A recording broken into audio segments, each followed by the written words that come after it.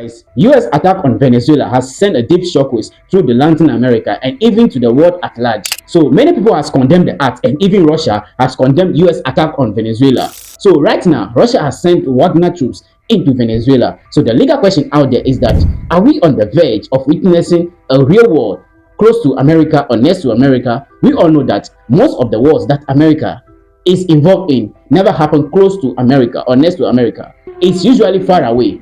And the question is that, as that era ends and this time around there is something going to happen next to America? Well, Western nations are asking this question. Are Wagner troops in Venezuela right now? That's the question out there. Venezuela facing US as the real threat. Why? An aircraft associated with Wagner troops landed in Venezuela, Caracas. This is a big airplane. Why is it suspicious? Because instead of the plane flying through many European countries, it went through Armenia, Algeria, Morocco, Senegal, and Mauritania into Caracas, avoiding Western airspace. And the Russia plane makes sure to avoid Western airspace to land in Venezuela. Who is the operator of the aircraft? And why does it raise questions? The operator is Aviacon Zitotrans. What does this mean? It is a Russia airline known for operating a heavy cargo aircraft, including those previously linked to Wagner groups. So this aircraft has been linked to many actions or many trips related to Wagner, and it has been actually banned and sanctioned by the United States of America. Now it has landed in Caracas in Venezuela, which is clearly under a lot of pressure from Donald Trump. Why does this matter? The aircraft arrival is seen as a signal of an increased Russian military engagement in Latin America, possibly a counterbalance to the US influence in the region. Well, we all know that America, Russia, and China always fight over interest in many countries. Basically, the West and the East fight over influence, whether in Africa or Burkina Faso, Mali, or Niger, because France was angry for being kicked out by Russia, whether in Niger, where America was kicked out recently, asking their troops to leave. So now there's a battle of influence. So does Venezuela have any Russian weapons? Yes, Venezuela is a partner of Russia, and they possess Russian weapons, including the Su-30 Mk2 fighter jets, KH-31A missiles, and so on. Venezuela has been acquiring weapons from Russia. Now, why is this important? Because the relation between America and Venezuela is tense. They don't like each other. Why? Because Donald Trump accuses Nicolas Maduro of drug trafficking. Just imagine a president of a country being involved in drug trafficking. And do you really think Nicolas Maduro needs money from drugs? That's actually absurd. But Donald Trump believes that Nicolas Maduro is involved in drugs and that are being trafficked into the United States of America. That's Donald Trump's belief. For the matter of fact, America bombards a couple of ships they believed have carried drugs on the sea. Many times, they destroyed those ships in the middle of the sea. Are those ships really carrying drugs? We don't know. But America says it was drugs. Trump also accused Nicolas Maduro of authoritarian. Means Maduro does not want to hold elections because he has been in power for many years now. Now, the legal question is he really authoritarian or a protector of Venezuelans? Now, Maduro also accused Donald Trump of trying to create an internal war against Venezuela so Venezuela can continue to be sanctioned. Maduro says that Trump moves are just excuses, but what Trump actually wanted is the oil of Venezuela. Remember this, Venezuela has the largest oil in the world, so it's a rich nation.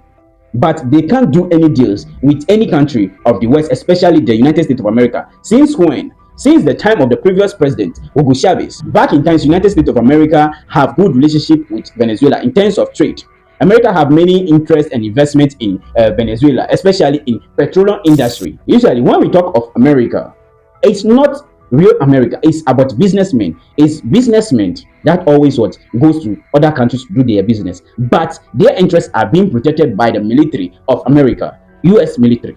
That's how it happens. So when we are talking of America, it's not Americans or America. It is private businessmen of America being protected by the US Army.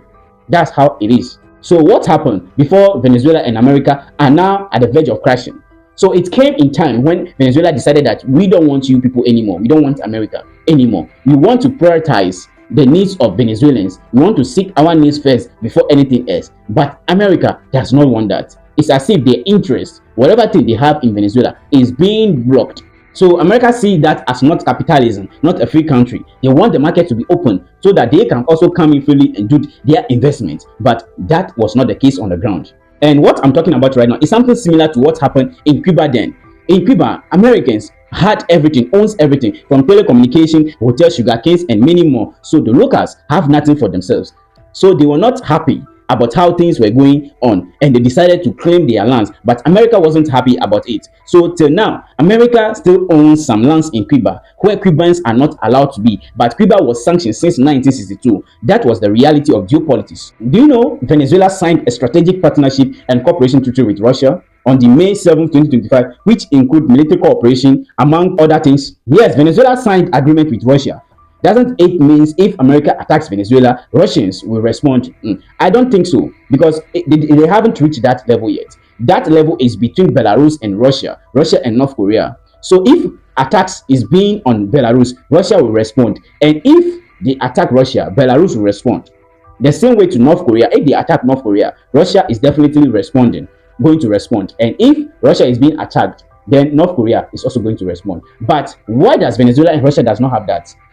We don't know. Maybe they have not reached that agreement yet, but they will come to that. Because if they actually have that in common, by now we have witnessed a huge war against the United States of America. One thing also, Venezuela has a lot of defense equipment. They bought missiles to protect themselves from US, and America also have a lot of warships around Venezuela to apply maximum pressure. Now, what is the goal? Many believes that the goal is to put Venezuela at a point that opens its market to international buyers. At Trump's side, he believes Venezuela is an authoritarian nation led by a crazy man, making the population suffer. Now, whose side are you on? Do you think Venezuela has the right to protect itself? Does Donald Trump also have the right to protect Americans by bombarding those ships?